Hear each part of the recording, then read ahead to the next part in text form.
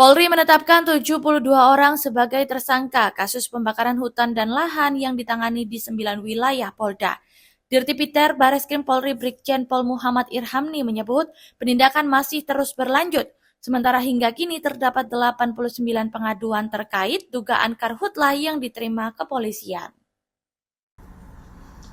Adapun rincian Polda jajaran yang pertama adalah Polda Riau 32 LP dari 1201 titik api.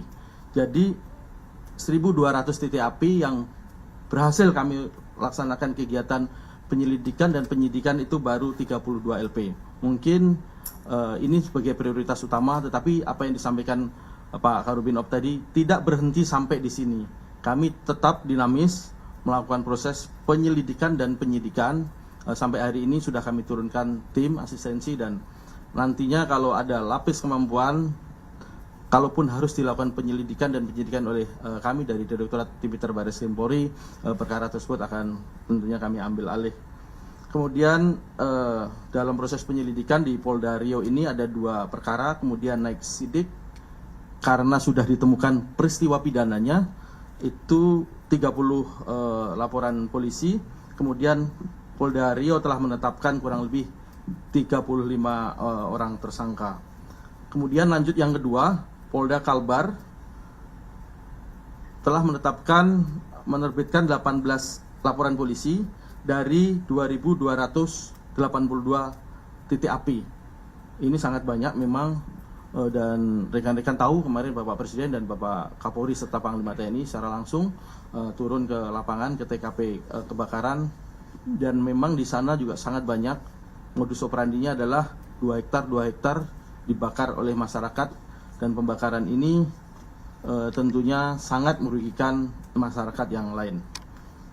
Kemudian Polda Sumatera Selatan 15 laporan polisi dari 618 titik api. Prosesnya adalah yang pertama proses penyelidikan itu 15 perkara, kemudian tersangkanya 17 orang. Kemudian lanjut Polda Jambi 17 laporan polisi dari 64 titik api, semuanya sudah proses sidik semuanya. Kemudian penetapan tersangkanya adalah 8 orang. Kemudian kami lanjut Polda Kalteng 8 laporan polisi dari 203 titik api. Proses penyelidikan 2 perkara, proses sidik 5 perkara, kemudian tersangkanya adalah 11 orang. Lanjut ke-6 adalah Polda Kalsel 3 laporan polisi dari 318 titik api, proses penyidikan 3 perkara, tersangka 2 orang. Polda Kaltim 2 laporan polisi dari 243 titik api, proses penyelidikan 1, kemudian proses sidik 1, tersangkanya 1 orang. Kemudian lanjut Polda Aceh 2 laporan polisi dari 71 titik api. Selanjutnya Polda Kaltara 2 laporan polisi dari 12 titik api. Kemudian Polda Kaltara melakukan penyelidikan 2 laporan polisi. Polri akan terus hadir bekerja secara profesional dan tegas untuk memastikan setiap peristiwa karhutlah ditangani secara sesuai dengan SOP yang berlaku, serta mencegah kejadian serupa terjadi.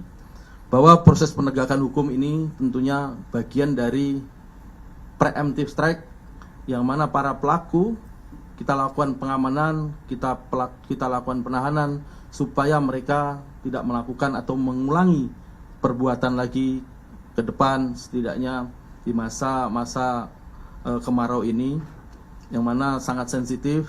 Apabila terjadi pembakaran sangat sulit untuk dipadamkan terkait kurangnya sumber-sumber air di lapangan.